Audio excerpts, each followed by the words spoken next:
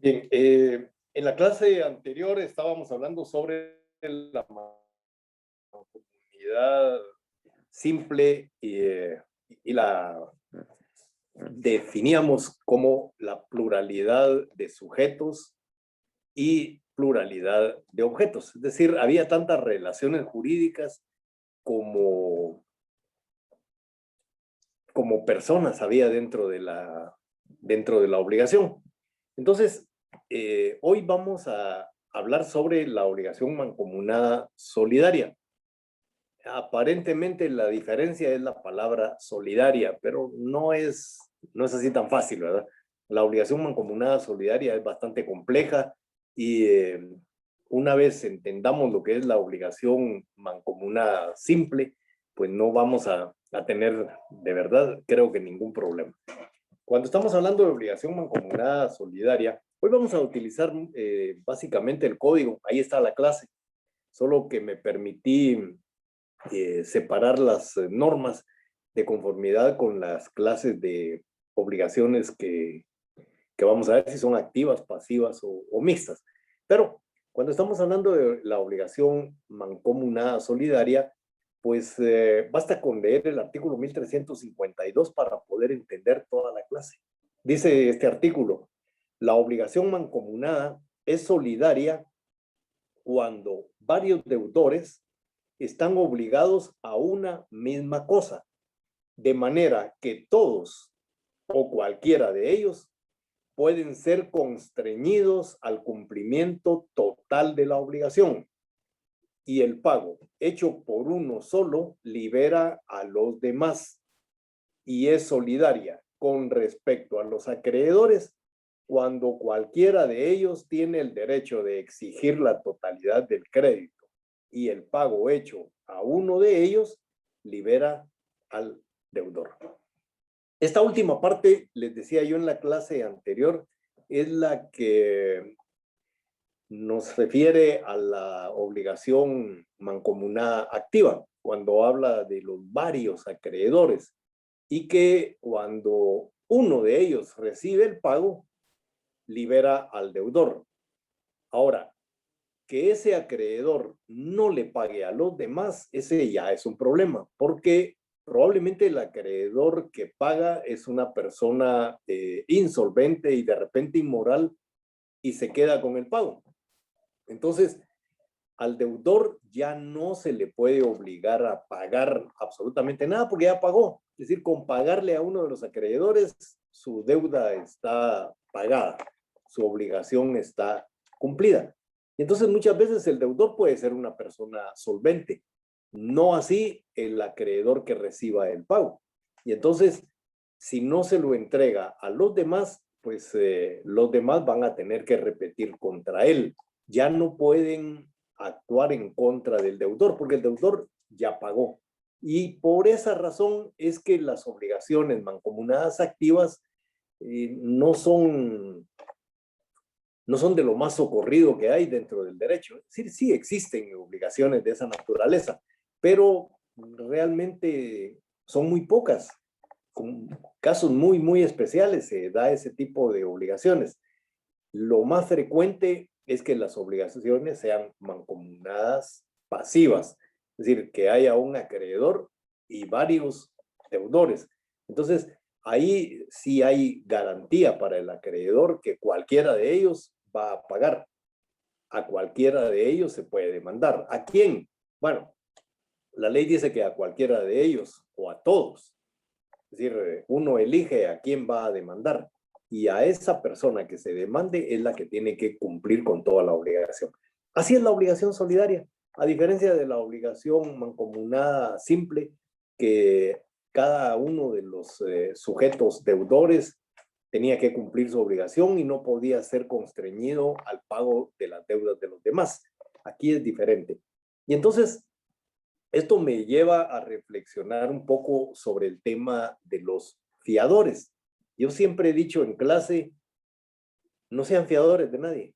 Si ustedes son fiadores, antes de decir sí, comiencen a pensar si están en la disposición de perder pues, parte de su patrimonio cuando la otra persona incumpla con la obligación.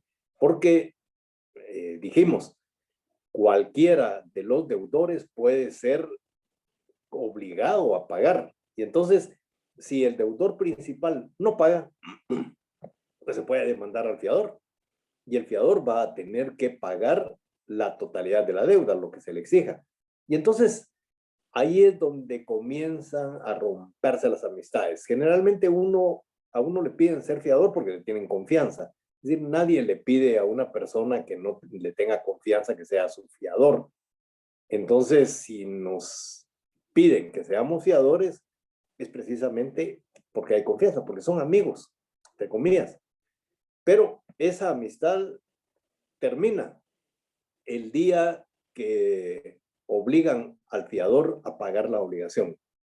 Ese día el fiador se hace de enemigo del deudor principal, porque generalmente el deudor que no paga tampoco le paga al fiador. Y entonces ahí comienzan los problemas. Y entonces por eso les digo, si no quieren perder sus amistades, no acepten ser fiadores. Aprendan a decir no. ¿El amigo se va a molestar? Sí, se va a molestar. Y puede que pase algún tiempo molesto, pero al final la amistad ahí no se rompe. Se rompe cuando se le cobra. Ahí se enoja, ahí se distancia, ahí se rompe totalmente la amistad. Entonces, cuando uno va a ser fiador, lo primero que tiene que pensar es en eso. ¿Cuánto es lo que me va a tocar pagar si este no paga? ¿Estoy dispuesto a pagar la deuda del otro? Bueno, si estoy dispuesto a pagar la deuda del otro y eso no me va a afectar en lo personal, no va a afectar mi patrimonio, no va a afectar el bienestar de mi familia, entonces puedo ser fiador, pero a sabiendas de que me puede fallar el amigo. En ese momento uno está consciente de a qué se está metiendo. Pero ser fiador solo por ser fiador, al final le va a tocar a uno pagar. Yo he tenido muchísimos casos a lo largo de mi carrera profesional de personas que llegan conmigo a que los ayude en el tema de la fianza porque a ellos les ha tocado pagar la deuda, tienen problemas con la mujer, tienen problemas en el hogar, no solo la mujer, puede ser el marido, también la mujer trabaja y puede ser fiadora.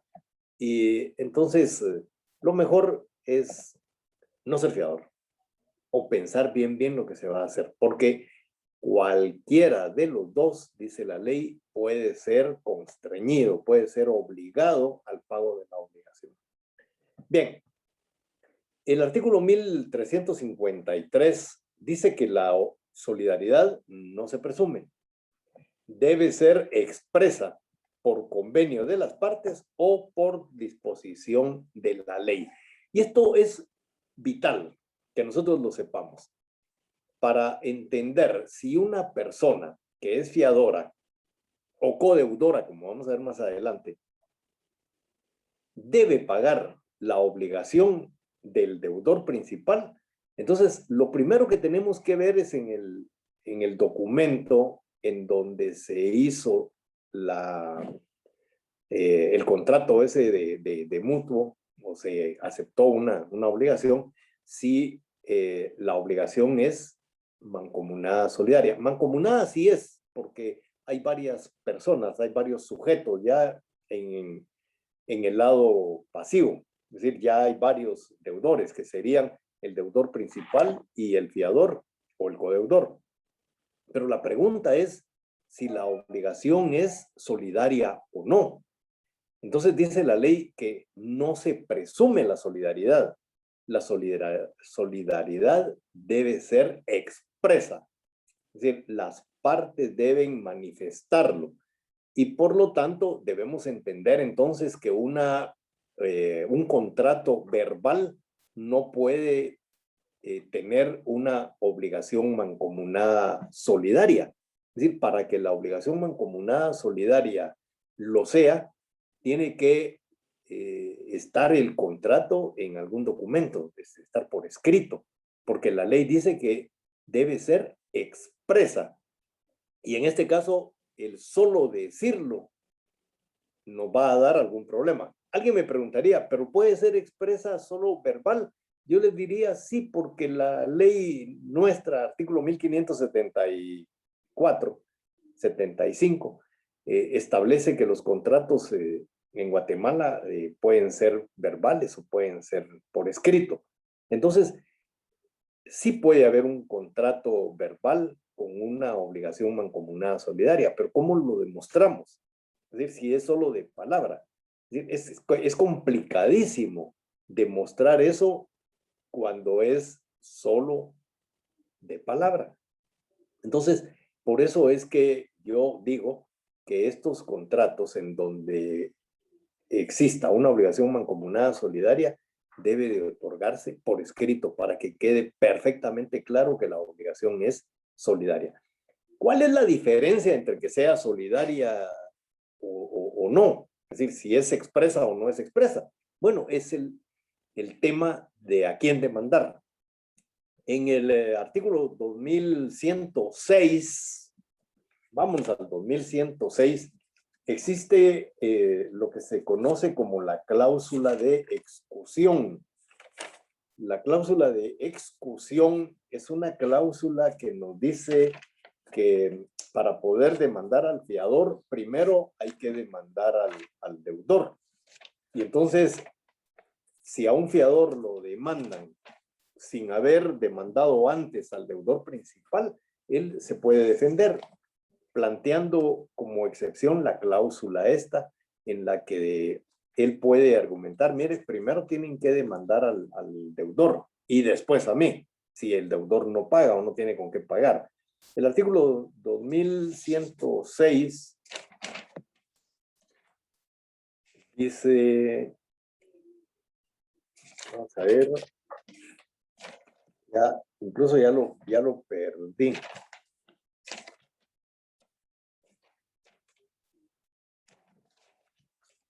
Ahí está. 2106. No puede compelerse al fiador a pagar al acreedor sin previa excusión de los bienes del deudor. ¿Eso qué quiere decir? Que no se puede demandar al fiador sin antes haber demandado al deudor principal. No se puede demandar al fiador si antes no se demanda al deudor. Y recuérdense, el artículo 1319 establece que las obligaciones personales se garantizan con el patrimonio del deudor. O sea, que el acreedor tiene que haber iniciado las acciones contra el deudor, contra su patrimonio y hacerse pago con eso. Si el otro no tiene y no puede ser demandado, bueno, sí puede ser demandado, pero no va a surtir ningún efecto a la demanda porque no tenga con qué pagar, no tenga solvencia económica, en ese momento el acreedor puede elegir al fiador. Antes de eso, no. Por eso es importante que quede bien claro que la obligación mancomunada es solidaria. La obligación mancomunada solidaria puede ser voluntaria, es decir, las partes lo acuerdan, es lo más frecuente, o por ministerio de la ley. Hemos leído algunos artículos en donde la ley dice que las obligaciones son solidarias. Recordémonos el caso de los medios de transporte. En el caso de los medios de transporte, ¿qué nos dice la ley? Que el dueño de un medio de transporte es solidariamente responsable con el que lo maneje, etcétera, etcétera.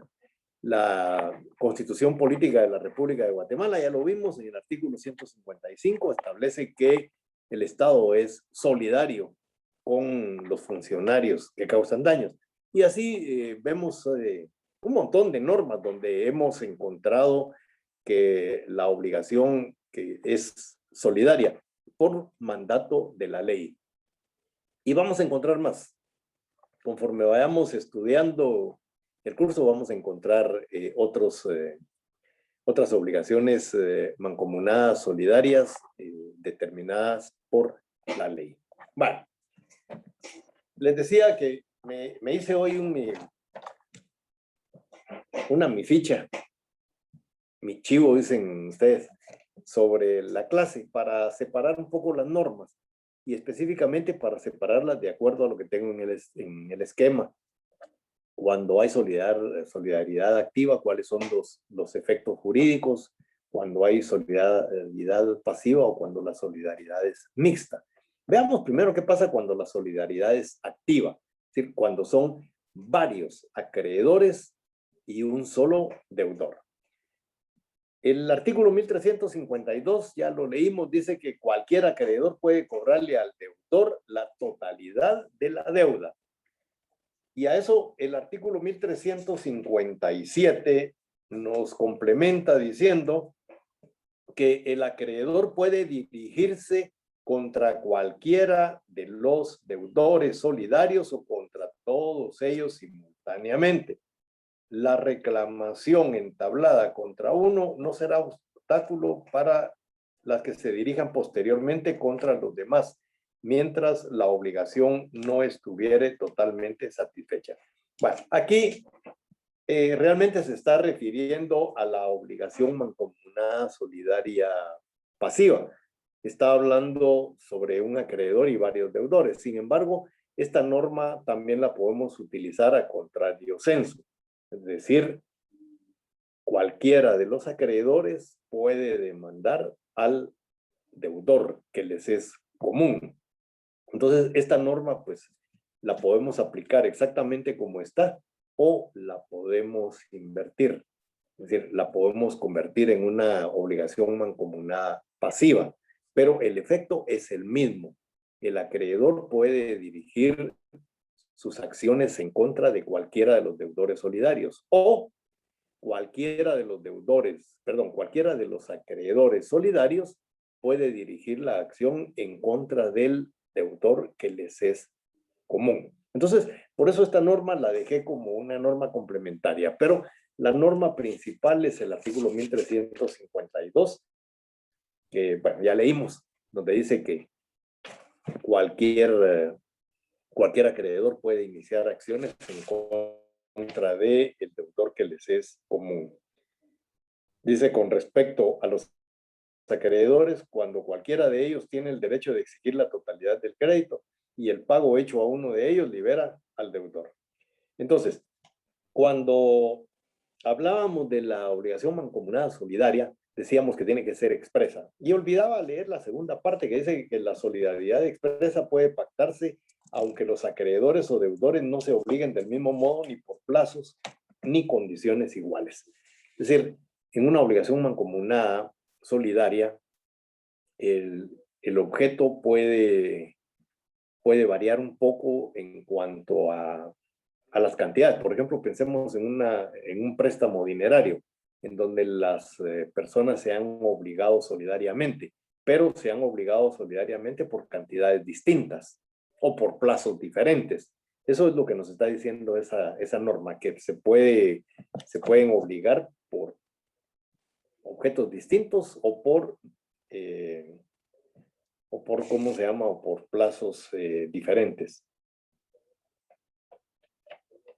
Y no dice objetos, ¿verdad? Dice, vamos a ver, o deudores no se obliguen del mismo modo, ni por plazos, modo plazos, porque al hablar de objeto ya me estaría contradiciendo. Estamos diciendo que el objeto es uno, es un lapsus. Bueno, en cuanto a los efectos que produce la obligación mancomunada solidaria activa, encontramos en el artículo 1363 que dice que la sentencia condenatoria obtenida por uno de los acreedores solidarios contra el deudor común aprovecha a los otros. La sentencia absolutoria del deudor aprovecha a este contra todos los acreedores solidarios, a menos que haya sido fundada en una causa personal del acreedor demandante. Nosotros sabemos perfectamente que las sentencias pueden ser absolutorias o pueden ser condenatorias. Si la sentencia condena al deudor, a uno de los deudores, al elegido por el acreedor, esa sentencia perjudica a los demás. Eso es lo que está diciendo. Pero si la acción entablada contra uno de los deudores, el juez declara una sentencia o dicta una sentencia absolutoria, pues eso favorece a los demás. Entonces, lo que favorece a uno, favorece a todos, o lo que perjudica a uno, perjudica a todos. Lo mismo para los acreedores. Si son varios los acreedores y uno demanda y este pierde la demanda, eso afecta a nosotros. Ya los otros no pueden ejercitar ninguna acción en contra del deudor que haya vencido en juicio. Entonces, lo que perjudica a uno, perjudica a todos. Salvo, dice la ley, que se trate de una cuestión personal. Vamos a pensar en algo personal. Al deudor que se demanda, tiene señalado su domicilio en el departamento de Quetzaltenango. Entonces, yo soy el acreedor y lo demando. Soy uno de los acreedores. Somos varios acreedores, pero yo decido cobrar y lo demando. Entonces, viene él y lo primero que hace es interponer una excepción. ¿Por qué? Porque él tiene, de conformidad con la ley, tiene el derecho de ser demandado en el lugar de su domicilio. Yo no lo puedo demandar en Guatemala, salvo que él haya renunciado a su domicilio. Entonces ahí sí lo puedo demandar en donde yo quiera. Pero si él no ha renunciado a su domicilio, yo lo tengo que demandar en Quetzaltenango. Porque si lo demando aquí en Guatemala, entonces ahí hay una falta de competencia. El juez que conozca ese caso es incompetente, porque esa persona no puede ser demandado en ese juzgado, tiene que ser demandado en Quetzaltenango. Pero esta es una cuestión personal. ¿Por qué personal? Porque probablemente los otros 2 o 3 deudores sean de aquí de la capital. Entonces, a ellos no les afecta de ninguna manera que la otra persona sea demandada aquí cuando debiera de ser demandada en Quetzaltenango. Él puede defenderse de esa forma. Y ahí es donde dice la ley que esta ya es una cuestión personal. Dice, a menos que haya sido fundada en una causa personal del acreedor demandante o del deudor demandante. Aquí vamos a entender siempre que estas normas se están refiriendo a unos, pero son aplicables a los otros. Es decir, si yo le planteo una defensa al acreedor que me está demandando por algo personal de él nada más, y no de los otros acreedores, entonces esa acción que yo presente contra ese acreedor es una acción que no puede afectar a los demás. En cuanto a la solidaridad pasiva, les decía que la solidaridad activa no es muy frecuente. Y ya les expliqué por qué. La solidaridad pasiva, sí. Vamos a ver, aquí en la solidaridad activa les hablé de 2 consecuencias jurídicas. La solidaridad pasiva, vamos a hablar de como 15 consecuencias. Pero vamos a comenzar con la primera. El artículo 1352 es la base para poder entenderlo. Dice que uno solo de los deudores puede ser obligado a pagar la totalidad de la deuda. El artículo 1352. Lo complementa el artículo 1355 cuando establece que el deudor podrá hacer el pago a cualquiera de los acreedores solidarios. Pero si hubiera sido demandado por alguno de ellos, a este hará el pago con notificación de los demás interesados. Aquí pareciera que, no pareciera, estamos hablando de la obligación solidaria activa, estamos hablando de varios acreedores. No, pero les dije, también debemos de entenderlo como varios deudores. ¿Por qué razón? Cuando lleguemos a la obligación mancomunada solidaria mixta, vamos a ver que realmente no hay ninguna norma que se relacione a la obligación mancomunada solidaria mixta, aunque el artículo 1352 sí lo deja claro. Pero recuérdense que estas normas son aplicables. Cuando yo les he dicho a ustedes, no nos debemos dejar ir únicamente por lo que dice la letra muerta. Debemos entender a qué se está refiriendo. Y entonces, cuando nosotros podemos interpretar la norma, entonces podemos interpretarla en toda su extensión. Y en este caso, aquí pareciera que se está refiriendo únicamente a cuando hay varios acreedores demandando a uno, pero también podemos invertirlo en el sentido de cuando un acreedor común está demandando a todos los deudores que son solidarios. El deudor que paga extingue la obligación para los demás. El artículo 1352 dice eso, pero hay otros artículos. 1358 dice: el pago total por uno de los deudores solidarios extingue la obligación. El deudor que hizo el pago total puede reclamar de sus codeudores la parte que a cada uno de ellos corresponde en la obligación, con los intereses respectivos y gastos necesarios. Y aquí me voy a detener un poquito con el tema de los codeudores. Hablé de fiadores y luego hablé de codeudores. ¿Cuál es la diferencia entre ser fiador y ser codeudor? Si ustedes miran en los créditos bancarios, generalmente a la persona que va a servir de fiador le ponen codeudor. ¿Y cuál es la diferencia de ser deudor o de ser codeudor? La diferencia es que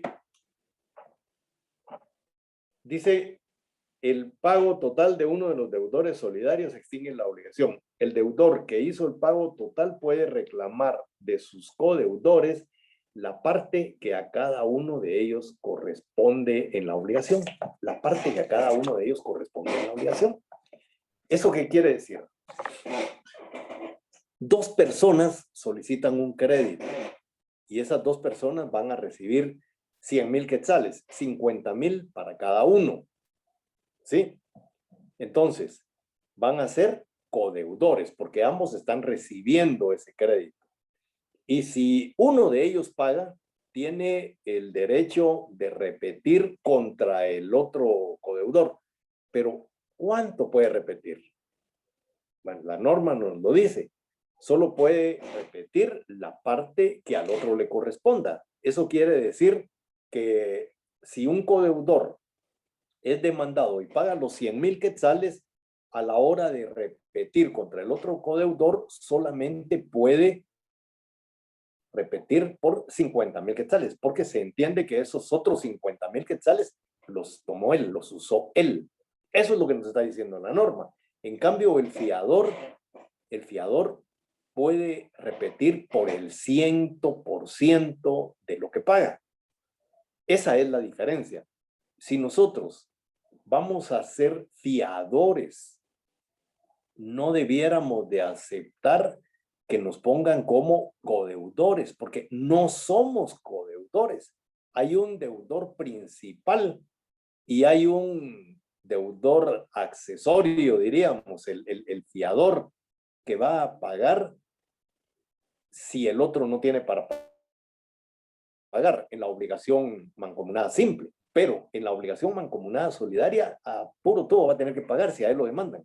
Lo único es que al momento de repetir, el fiador puede repetir por el 100%, mientras que el codeudor solo puede repetir por la parte proporcional de cada uno de los codeudores.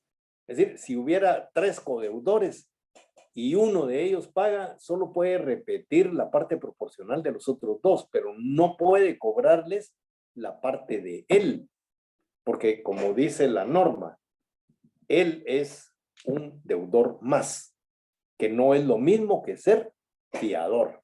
Entonces, hay que tener mucho cuidado con eso. Los bancos utilizan mucho la figura de codeudor, pero eso perjudica a las personas que no son codeudoras, que solo son fiadoras. El problema es convencer a los bancos que pongan fiador en lugar de codeudor. ¿Y por qué razón no aceptan que sea fiador sino codeudor? Porque a ellos les conviene más que sea un codeudor y no que sea un fiador, porque vamos a ver más adelante con algunas instituciones como la Novación, por ejemplo. La Novación es una institución que aparece aquí, que yo la voy a explicar, en donde cuando se da la novación y no hay autorización del fiador, las fianzas se extinguen, salen de la relación jurídica. Entonces, el deudor se queda sin fiador y por lo tanto el acreedor se queda en una situación un poco más complicada porque pierde a uno de los garantes. Entonces, por esa razón es que prefieren que sea codeudor y no un fiador. Y por otras más, que lo voy a explicar en su momento, cuando veamos la novación. Además tenemos el artículo 1360, no están en orden, ¿cómo se le llama la numeración esa que va así en orden? Pero, bueno, ustedes me entienden. El artículo 1360 dice, el deudor solidario podrá utilizar contra el acreedor todas las excepciones que le sean personales, las que se originen de la naturaleza de la obligación y las comunes a todos los codeudores. El deudor solidario que no opone la prescripción o las excepciones comunes a todos los codeudores pierde el derecho de repetir contra los demás. Es decir, cuando un deudor es demandado, tiene que defender la demanda, tiene que pelearla, tiene que buscar siempre lo que es mejor para todos los demás, porque de lo contrario, él pierde su derecho a repetir contra los otros cuando le toca pagar. ¿Y cuáles son las excepciones que puede? Bueno, dice primero las excepciones personales. Es decir, si a él lo están demandando en el lugar equivocado, tiene que defender. Comunes. Bueno, el Código Procesal Civil y Mercantil le tiene varias excepciones. No me recuerdo en qué artículo está, 118 creo. 116. En el artículo 116 del Código Procesal Civil y Mercantil están todas las excepciones que se pueden plantear, que son comunes a todos. Pero hay dos excepciones que no se pueden dejar de plantear. Una es la prescripción, por eso es tan importante la prescripción. Y la otra que se podrá plantear es la excepción de pago. Si ya se ha pagado, hay que interponerla, porque esas dos excepciones van a botar el proceso. Las otras no, las otras se pueden enmendar, pero eso se lo va a explicar su profesor de procesal civil. El artículo 1359, ahora regresamos al 1359, dice, si uno de los deudores solidarios resulta insolvente, o sea, no puede pagar, la parte que le corresponde en la obligación se distribuirá a prorrata entre los codeudores solventes y el que hizo el pago. Es decir, si de cuatro deudores solidarios, mancomunadamente solidarios, uno no puede pagar, todos los demás tienen que hacerlo. Se tiene que dividir entre todos, por eso dice la ley a prorrata, es una proporción a cada uno de la deuda de él. Desde luego, posteriormente podrán, cuando esta persona ya tenga plata, podrán repetir contra él para que les pague. Pero mientras tanto, al acreedor le tienen que pagar. El artículo 1354, que también es complementario, dice, cada uno de los acreedores o deudores solidarios puede hacer todo lo que sea útil a los demás, pero no lo que les sea perjudicial. La acción ejercitada contra cualquiera de los deudores solidarios perjudica a todos ellos. Por eso es que si a uno de ellos lo demandan, tiene que defenderse. Porque de no hacerlo perjudica a los demás. Imagínense ustedes que demandan a una persona, a un deudor solidario, y ya la obligación prescribió. Entonces, la obligación de ese deudor es plantear la prescripción, porque la prescripción planteada en contra del acreedor esa prescripción va a afectar también a los demás deudores, a menos que estén las obligaciones con plazos distintos.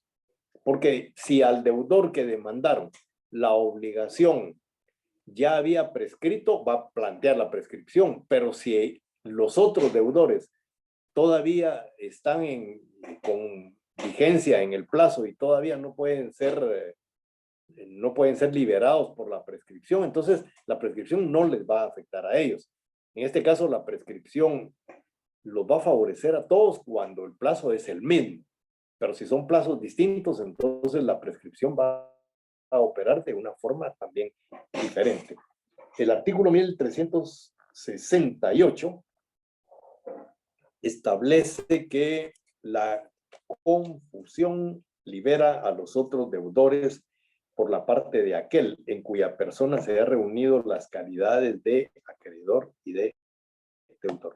La confusión es una institución que vamos a ver más adelante cuando hablemos de la extinción de las obligaciones, pero es de lo más sencillo. Hay confusión cuando una persona reúne en ella misma las calidades de deudor y acreedor. Eso, ¿cómo se explica? Que en un momento determinado la persona era deudora, pero por cualquier motivo se convierte también en acreedora. Pensemos en varias personas que se solidarizan en una obligación y le piden dinero a un señor. Este señor es papá de uno de ellos y les presta el dinero. La obligación es una obligación mancomunada solidaria. Bueno, así se acordó, así se expresó. Pero de repente el señor acreedor se muere y entonces el hijo que le debía dinero pasa a ser su heredero. Y entonces el hijo se convierte, en el momento que lo declaran heredero, se convierte en acreedor de esa deuda. Pero en esa deuda él también es deudor. Entonces por eso se dice que se confunde la calidad de deudor y acreedor en una misma persona. Bueno, esa persona cuando se convierte en acreedor puede exigir el pago de los demás deudores, menos la parte a la que él estaba obligado.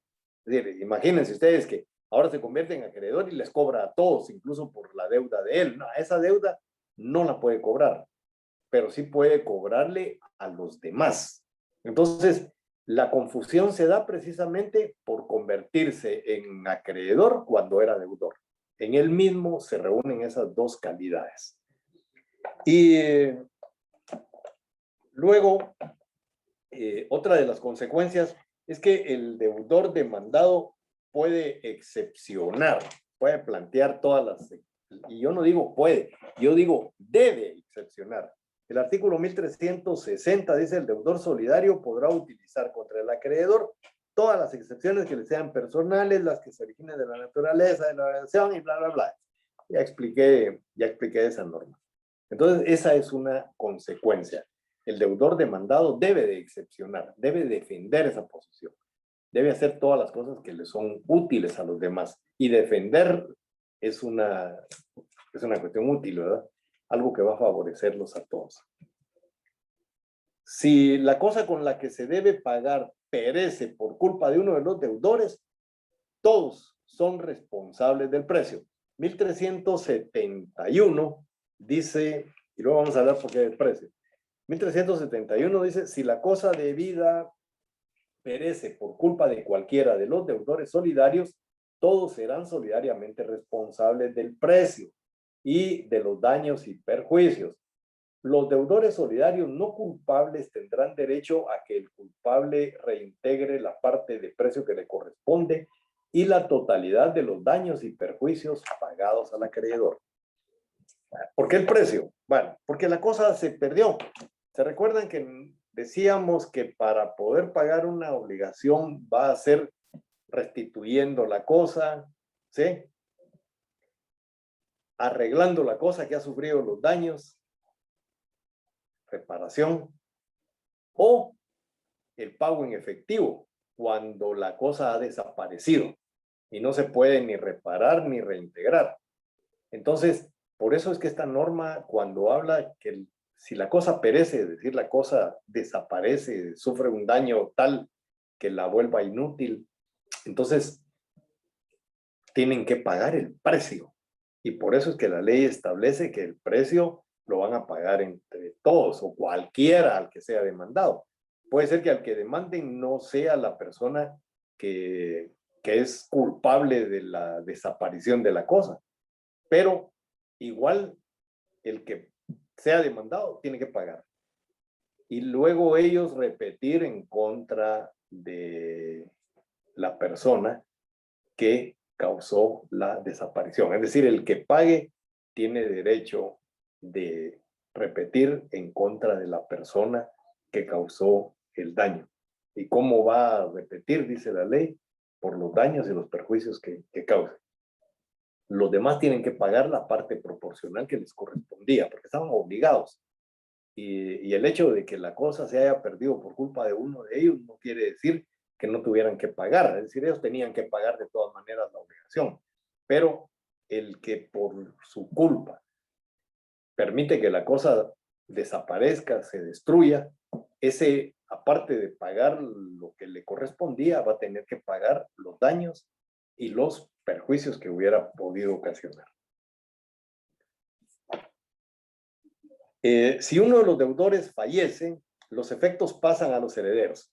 El artículo 1372. Pero me gustaría primero leer el artículo 1529. ¿Se recuerdan ustedes? Ese artículo lo he leído ya en varias ocasiones y ese artículo dice que todos los derechos y las obligaciones se transmiten a los herederos. ¿Se recuerdan? Que yo siempre les decía, me preguntan una norma, yo les digo lo que dice el código, pero encontrarla me cuesta a veces, especialmente cuando estoy dando clases.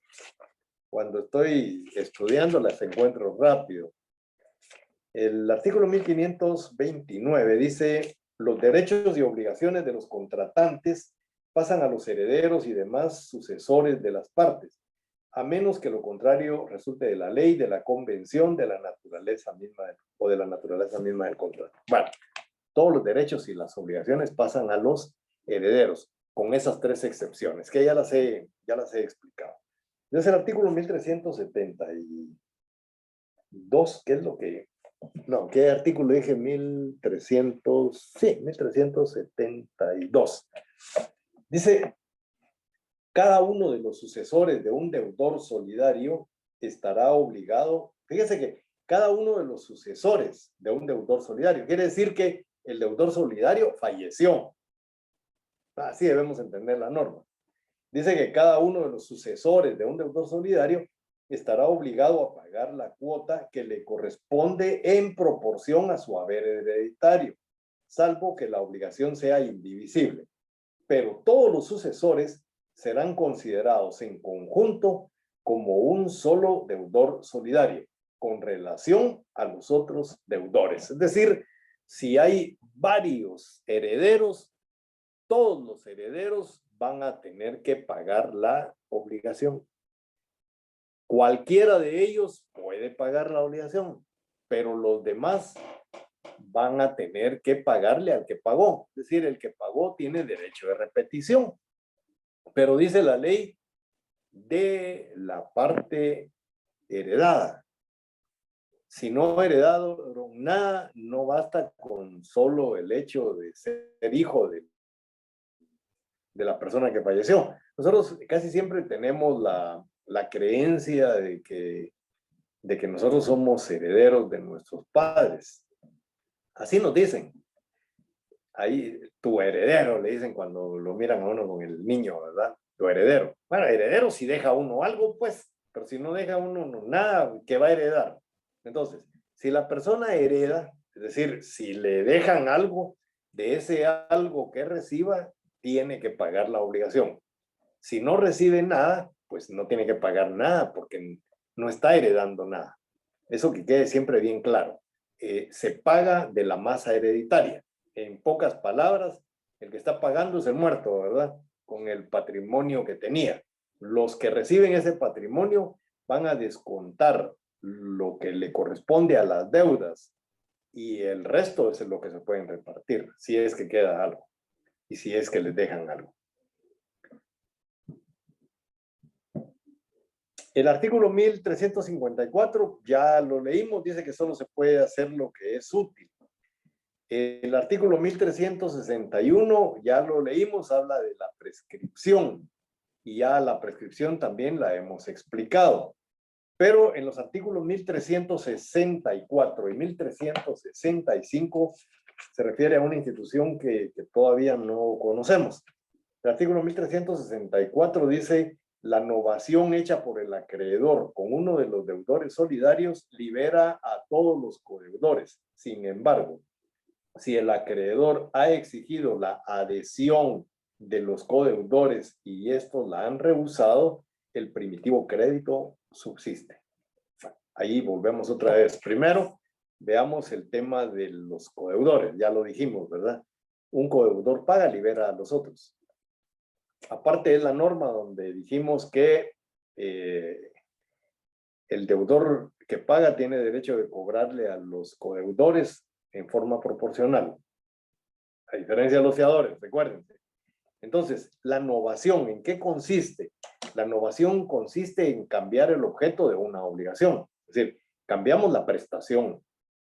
Si nosotros hemos celebrado un contrato en el cual tenemos una prestación que hemos aceptado todos, deudor y fiadores, y esa prestación cambia, el objeto cambia, entonces, para que esa novación que se está haciendo, novación quiere decir hacer nuevo lo que era viejo, entonces una obligación deja de existir y nace una nueva, pero para que esta obligación nueva surta efectos sobre los demás codeudores o sobre los fiadores, tienen que haberlo autorizado, tienen que aprobarlo, porque si expresamente no consta que lo han autorizado, que aceptan la novación, entonces dice la ley que la obligación con respecto a ellos se extingue y la obligación va a existir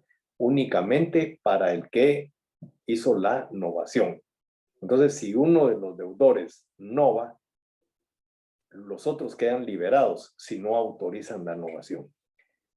No es lo mismo que nosotros pidamos un crédito de 100,000 quetzales y que seamos codeudores o que seamos fiadores, a que de repente venga el deudor principal y diga: mejor cambio, no me alcanzan 100,000, entonces quiero 500,000.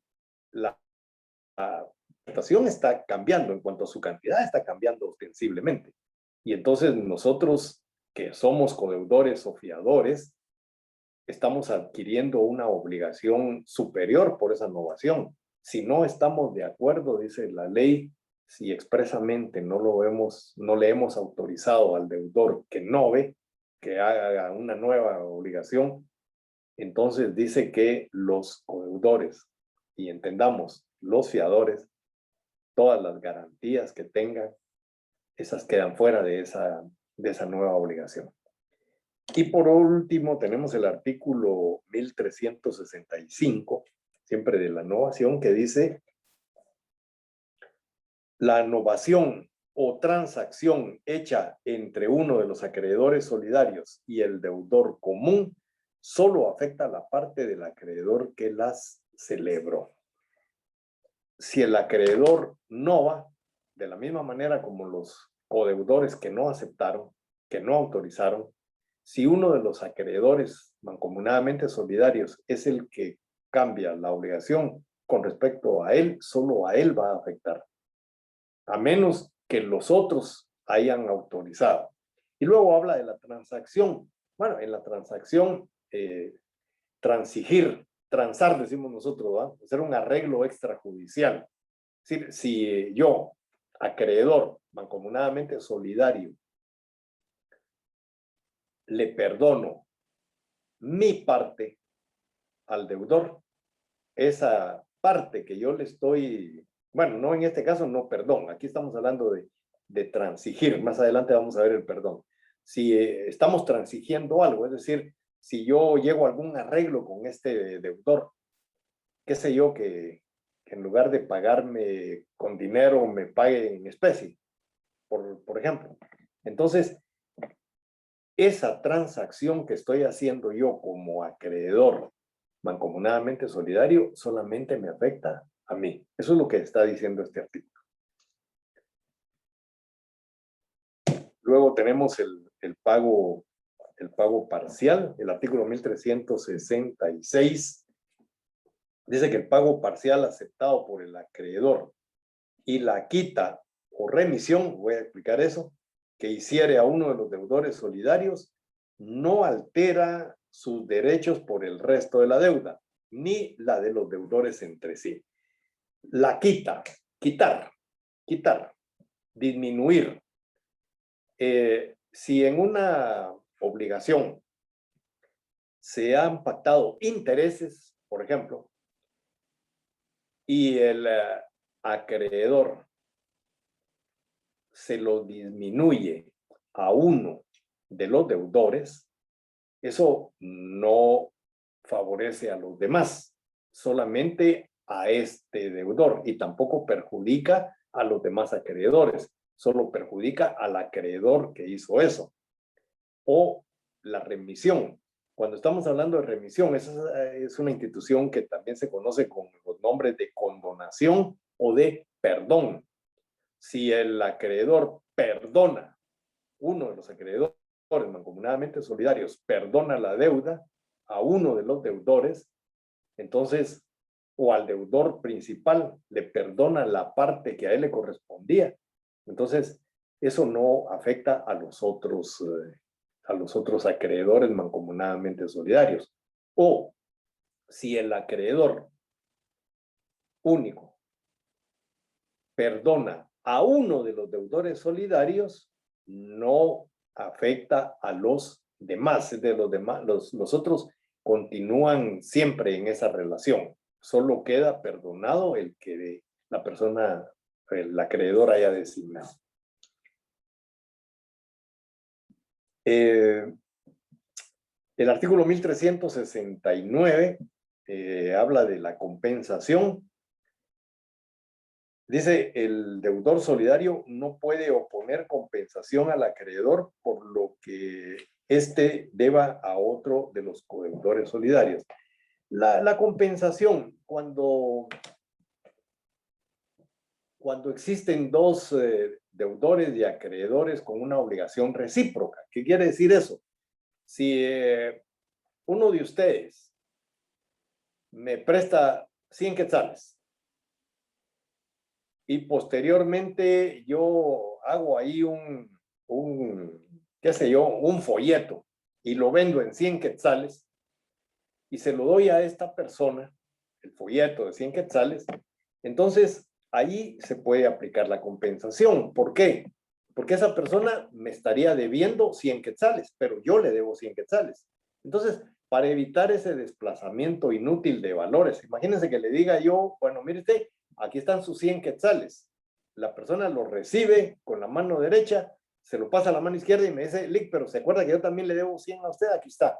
Entonces me devuelve otra vez los 100 quetzales. Para evitar ese desplazamiento inútil, decíamos, de valores, es que existe la compensación. Pero la compensación es otra de las instituciones que vamos a ver cuando expliquemos la extinción de las obligaciones. Ahí vamos a explicar bien todos sus efectos y todo. Por hoy entendamos que se compensa cuando dos personas son deudores y acreedores entre sí. ¿Y qué dice la norma? Que yo no puedo poner la compensación por algo que no tenga que ver con la obligación que tenemos.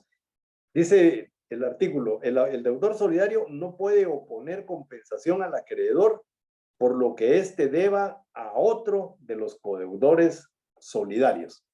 Es decir, son dos deudas totalmente diferentes. Si a mí me demanda el acreedor, yo no le puedo poner compensación, porque como vamos a ver, la compensación por lo que le deba a otro. La compensación, cuando la veamos, vamos a ver que tiene que ser solamente entre las personas que recíprocamente se deben algo. No pueden entrar ahí otras personas. Es decir, yo no puedo, cuando me cobren, decirle a la persona, ah, pero mire, usted le debe a mi hermano. Esa es otra historia. Es decir, yo solo puedo poner la compensación por lo que esa persona me deba a mí, o por lo que yo le deba a ella. Es decir, la relación tiene que ser directa entre deudor y acreedor, recíproco. No puede oponerse compensación por otra persona. Y en cuanto a la renuncia de la solidaridad, el artículo 1370 dice que si el acreedor hubiera renunciado a la solidaridad respecto a uno de los codeudores y otro de ellos cae en insolvencia, la parte de deuda del insolvente será repartida proporcionalmente entre todos los deudores, comprendiendo al que había sido liberado de la solidaridad. Sin embargo, si se comprueba que el acreedor quiso liberar de toda obligación al deudor respecto del cual renunció a la solidaridad, la parte proporcional de este quedará a cargo del acreedor. ¿Se puede renunciar a la solidaridad? Sí, se puede renunciar a la solidaridad, pero va a tener las consecuencias que señala el artículo que hemos leído. Entonces, con esto, señores, pues hemos dado lectura a todos los artículos. Lo único es que los separé de acuerdo a si se trata de una obligación mancomunada solidaria activa o una obligación mancomunada solidaria pasiva. No menciono la obligación mancomunada solidaria mixta porque en el código no aparece la obligación mancomunada solidaria mixta de una manera expresa, pero sí lo podemos deducir de cada una de las normas que hemos leído. Es decir, la aplicación es exactamente la misma. Y con esto, pues, espero que hayamos entendido lo que es la obligación mancomunada solidaria y la obligación mancomunada simple, que sepamos establecer cuáles son las diferencias. Importante que se recuerden que la obligación mancomunada solidaria tiene que ser expresa, no puede suponerse, no puede creer uno que existe la obligación mancomunada solidaria, tiene que ser expresa y puede ser voluntaria o puede ser legal. La ley, cuando nosotros leemos alguna de las normas, lo dice con toditita claridad. Dice la obligación, dice, por ejemplo, en el caso del transporte, los dueños de los medios de transporte son solidariamente responsables. O sea, la ley es la que está señalando esa solidaridad. Entonces, la solidaridad la pueden pactar las partes o la otorga la ley. Fuera de eso, nosotros no podemos asumir que una obligación es solidaria. Si no dice la palabra solidaria, la obligación no es solidaria. Puede ser una obligación mancomunada, pero simple. Para que sea solidaria, tiene que decir que es solidaria. Bueno, les paso inmediatamente el link para que entremos a Google Meet y pasamos a resolver todas las dudas que tengan.